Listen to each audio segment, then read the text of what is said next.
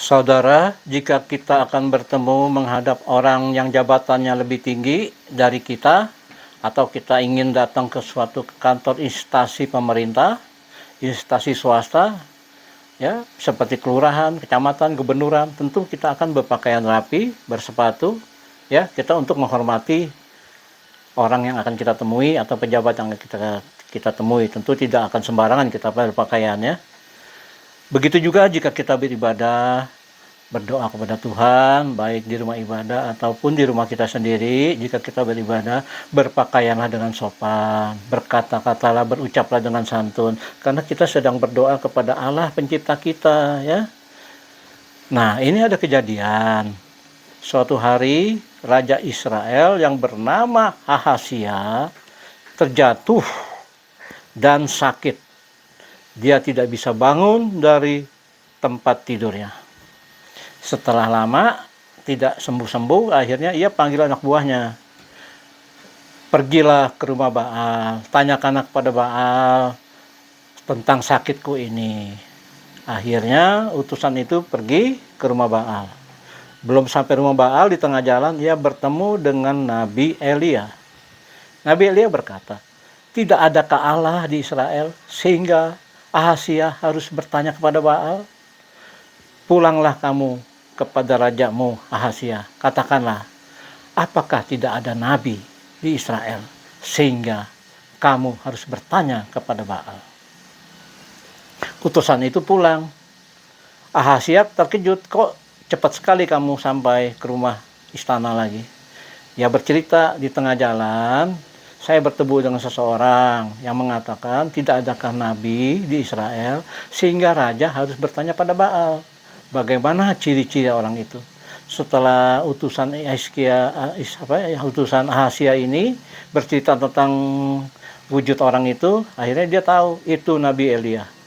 Akhirnya ia memanggil seorang perwira dengan anak buahnya 50 orang. "Panggillah Nabi Elia, jemputlah, bawalah ke istana."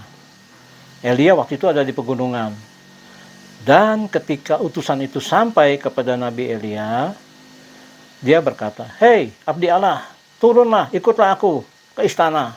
Raja ingin bertemu denganmu." Kata Nabi Elia, "Kalau aku benar abdi Allah, biarlah turun dari langit api memakan engkau." Akhirnya api langsung turun, memakan perwira itu dengan anak buahnya, mati hangus. Begitu didengar oleh Ahazia, ia mengirim utusan lagi yang lain dengan anak buahnya, seorang perwira, anak buahnya 50 orang lagi, pergi lagi menemukan Elia. "Hei abdi Allah, turunlah, ikutlah aku ke istana. Ahazia ingin berjumpa dengan kamu. Kalau benar aku abdi Allah, biarlah turun dari langit, api memakan engkau." Benar, api turun dari langit, memakan perwira dan anak buahnya, mati hangus terbakar. Berarti Elia ini benar abdi Allah. Begitu didengar lagi oleh Ahazia, mati lagi perwira dengan anak buahnya, ia mengutus perwira yang lain dengan 50 anak buahnya. Tibanya perwira yang ketiga ini bertemu dengan Nabi Elia, ia berkata, "Hai abdi Allah, biarlah nyawaku dan 50 orang hamba-hambamu yang mengiringi aku ini berharga di matamu." Lalu ia sujud sampai ke tanah, mukanya sampai ke tanah, ia sujud, dia hormat. Akhirnya Nabi Elia mengikuti orang ini, perwira yang ketiga, ke istana dan berjumpa dengan Raja Ahazia. Dan atas perintah Tuhan, firman Tuhan, Nabi Elia berkata, "Ahazia, engkau akan mati di mana kamu tidur." Elia pergi, Ahazia meninggal. Nah, itulah pentingnya kita hormat, apalagi kepada tokoh-tokoh rohani kita yang kita tuakan, yang kita hormati, haruslah hormat, bicara yang sopan, ya. Walaupun pangkat kita tinggi, perwira, tetap kita menghormati, ya.